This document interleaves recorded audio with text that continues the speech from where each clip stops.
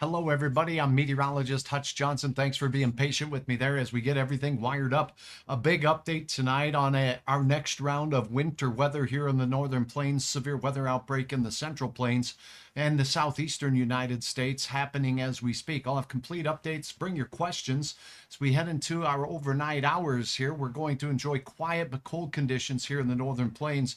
Have the latest in your forecast update. It begins right now.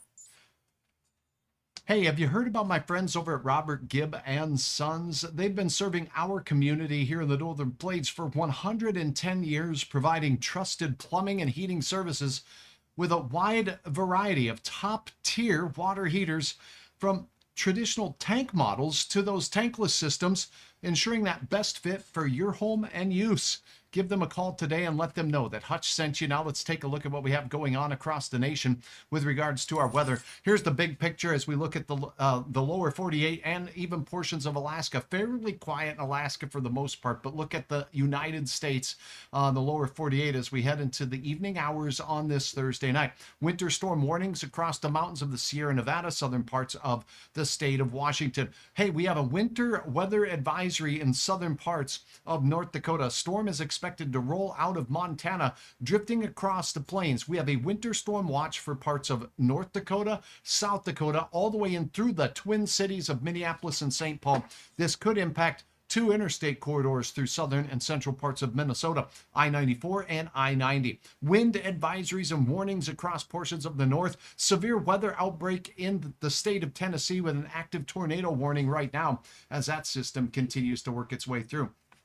Thanks for watching, Simon. Thanks for watching, Nathan. It's a pleasure to have both of you on board. I appreciate all of you for taking the time to trust Hutch, or, well, with trusting Hutch with your weather information. I do take that trust very seriously. Here's a look at what's going on right now as we sneak into the radar. Now, as you take a look out to the West Coast, look at California, a whole smorgasbord of activity going on out in the West Coast right now, from snow in the southern mountains of Oregon near Medford, Redding, seeing heavy snow. We have mixed precipitation in the Sierra Nevada at this time with very heavy rain near Sacramento. It remains bone dry for many in the far south with just a little bit of rain near Los Angeles, but at this point, any rain is welcome in Southern California with the active pattern going on now, hitting the central coast of the Pacific. These systems now are developing Rocky Mountain systems that are going out through the plains.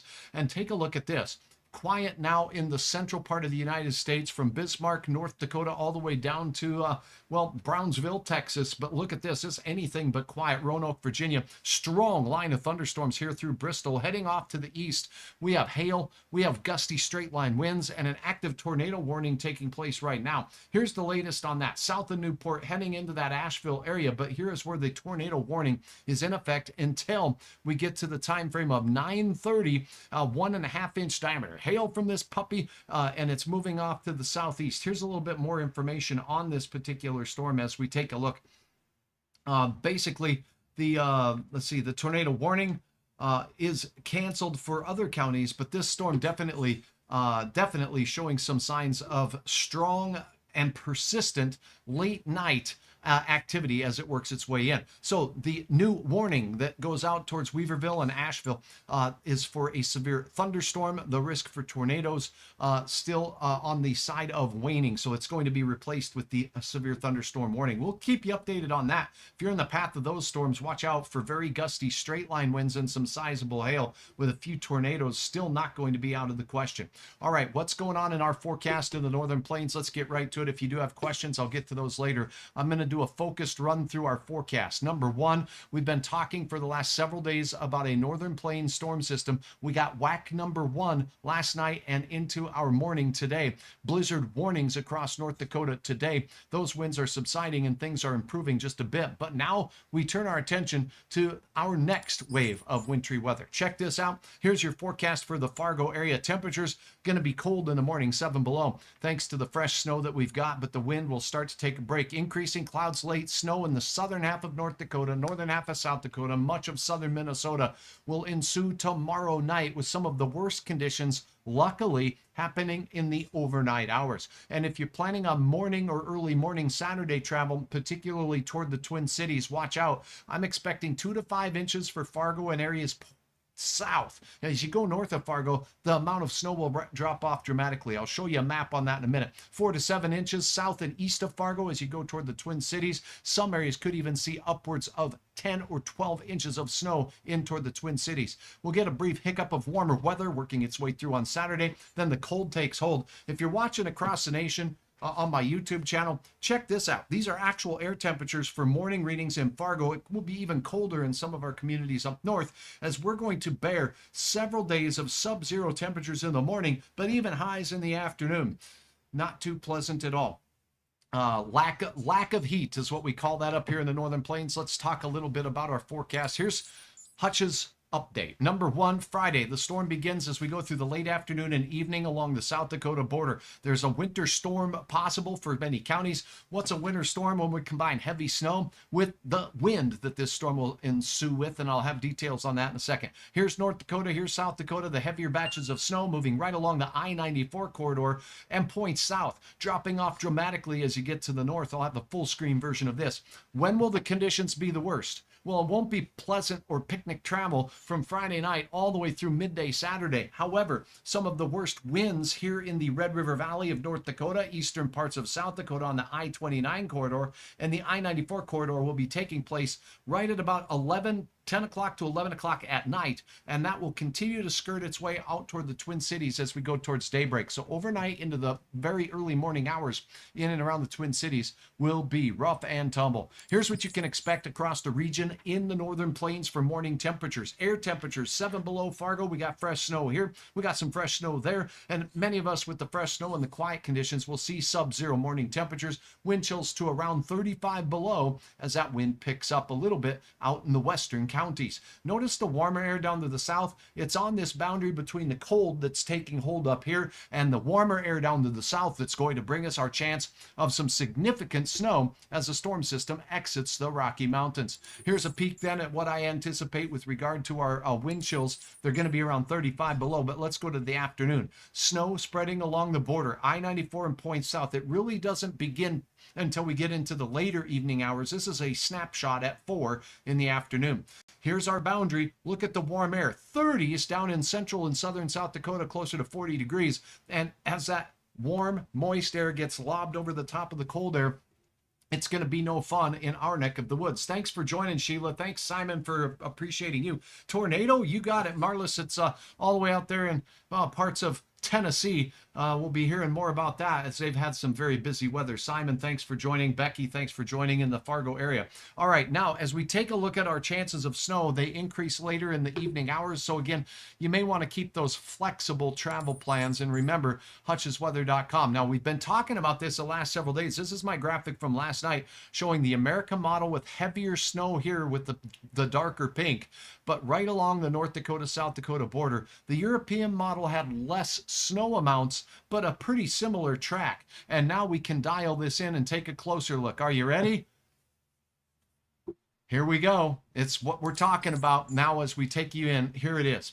Right along the I-94 corridor, this is a high-resolution model. The track of the storm right along the state border here, there's Bismarck, and right along I-94 all the way across the state, this model is painting a picture of 3 inches. I put a range on here in the blues, 2 to 5 inches. It's going to drop out dramatically quick as you go to the Highway 200 corridor, the way it looks right now. And then down south where you see these pink colors, anywhere from 3 inches of snow for those little pockets that get dried up to over 8 inches of snow. And look at this I-29 corridor, if you're driving south, or if you're driving on the I-94 corridor toward the Twin Cities, you are going to cross through the band of heavier snow, 3 to 8 plus. This model's painting a few areas with upwards of 1 foot of snow potentially there. John Johnson, it's good to have you on board. Thank you so very, very much for watching. Drop me a note. Let me know where you're watching from, John. And Tracy joining us from Jamestown here, where I think you're going to see, because of our temperatures that are around 10 degrees, up here in North Dakota, we're talking about the same type of flakes that we got in the last 24 hours. They're the fluffy, flyy kind of flakes, okay? They're not going to pack down too much. It's not going to be wet, heavy snow. It's not going to be the back-breaking, heavier snow. Down here near Pierre, down near the areas near, well, Huron, South Dakota, and points south of there, it's going to be more of a thick, heavier wet snow there. Brooke, thanks for joining. Mesa, Arizona.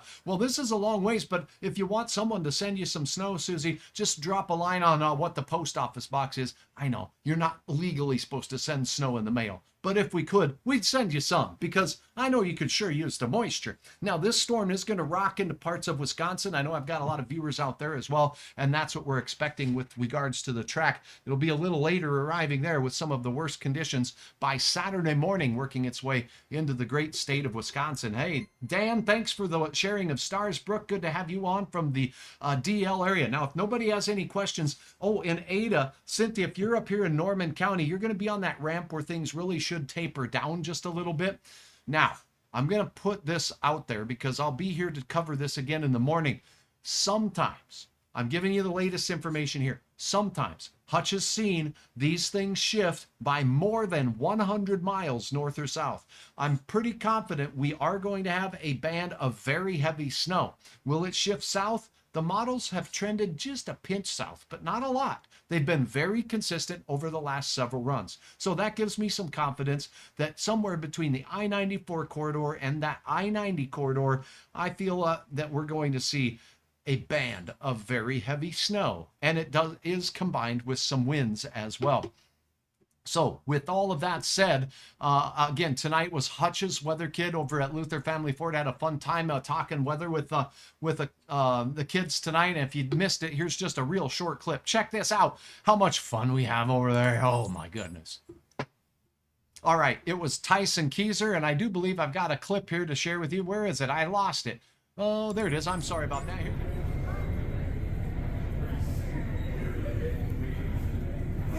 Oh, hey, I'm Hutch. What's your name? Tyson. Wow, what do you think of this Explorer? Is it a cool car? Very good. Hey, do you have time to help me do the weather here at Luther Family Ford? Well, great. Come on over here and follow me.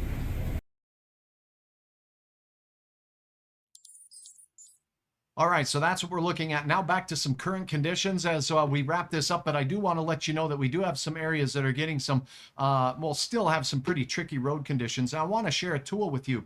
First of all, here's a look at the radar. There are some bands of what you would call lake effect snow. This is called fetch. When the wind is blowing cold air over the open waters, it fetches more moisture. And the longer that air is blowing over the open water, the more fetch it has. It can fetch more molecules of water. So here we got some very, very distinct bands of lake effect style snow near Sault Ste. Marie, the upper portion of Michigan, seeing some snow in the north as well. And also that extends out across the border into Ontario and Quebec as we head down into New York State. There's been some snow that's exiting now, but this lake effect snow is starting to take over with northwest winds. We're going to continue to see a chance of that making its way through. This system here, there have been there have been the threat of some significant snow and ice.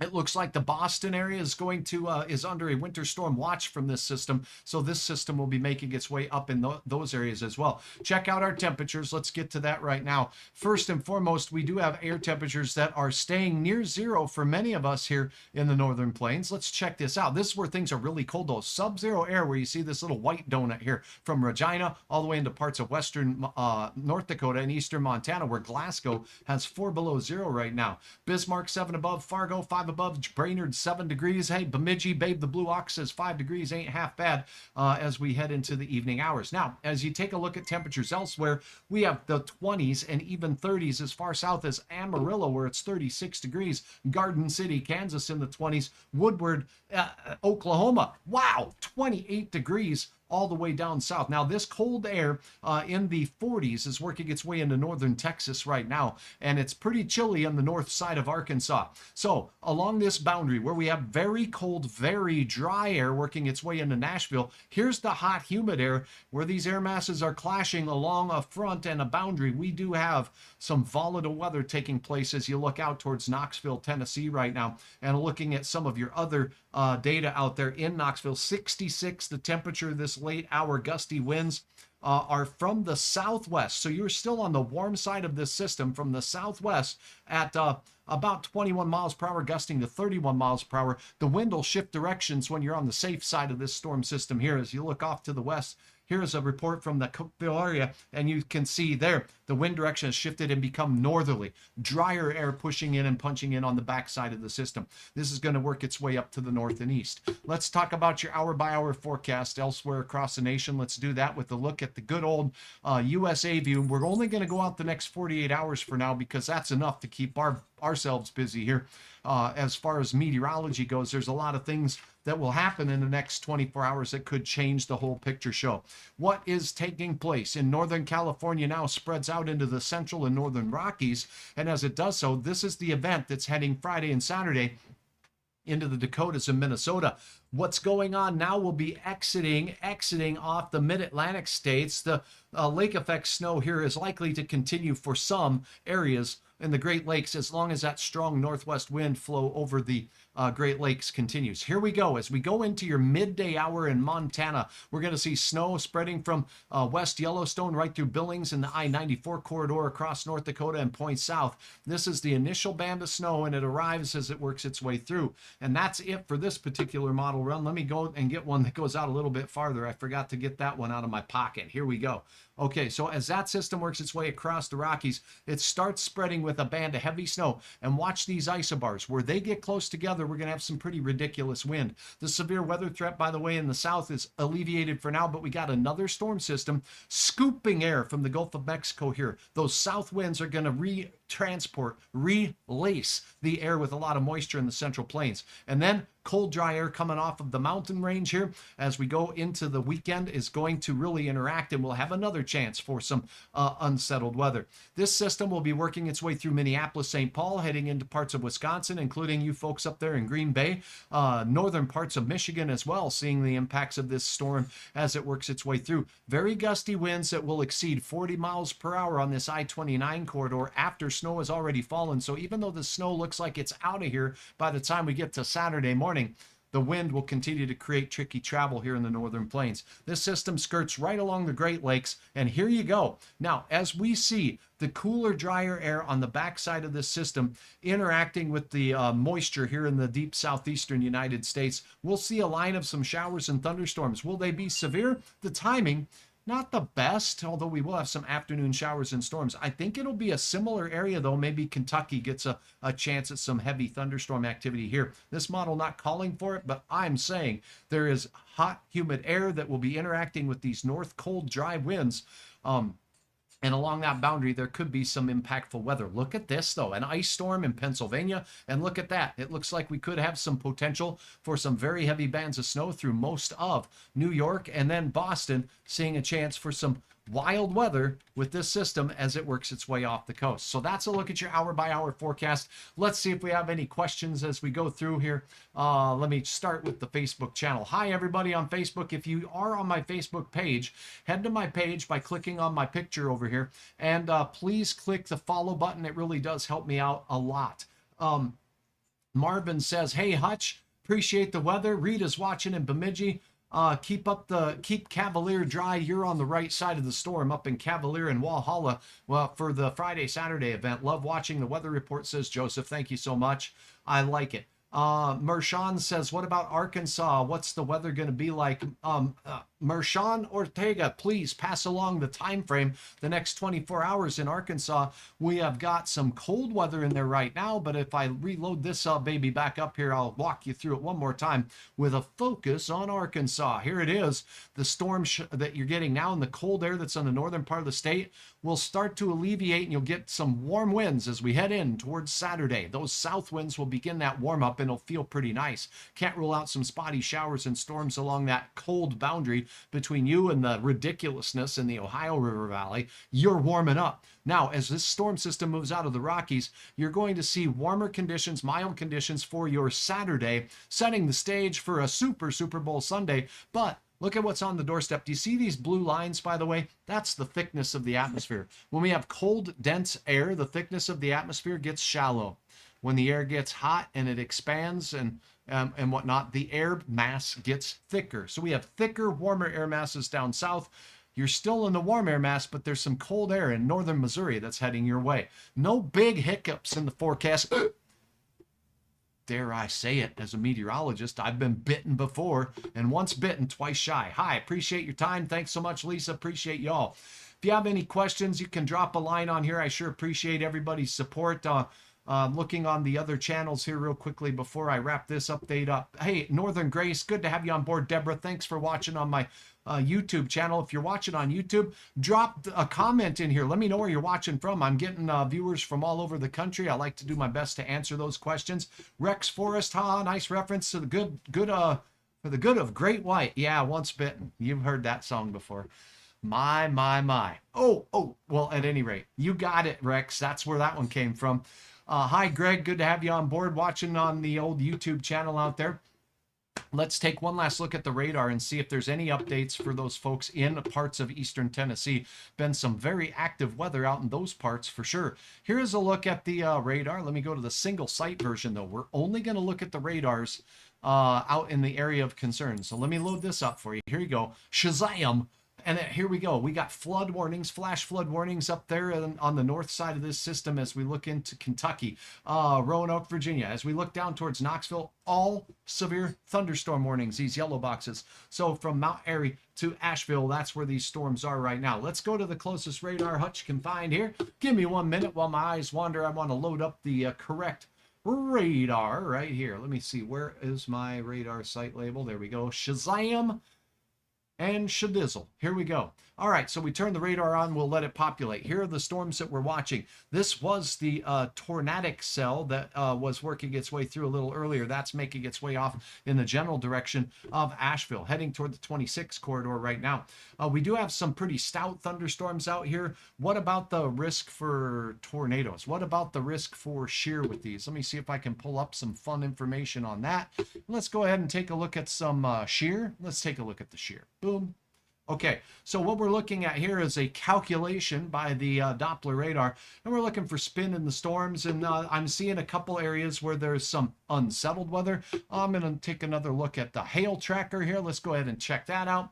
Not tracking any huge hail with this storm, but let's take a look at what they say for the Hot Springs area storm in Weaverville.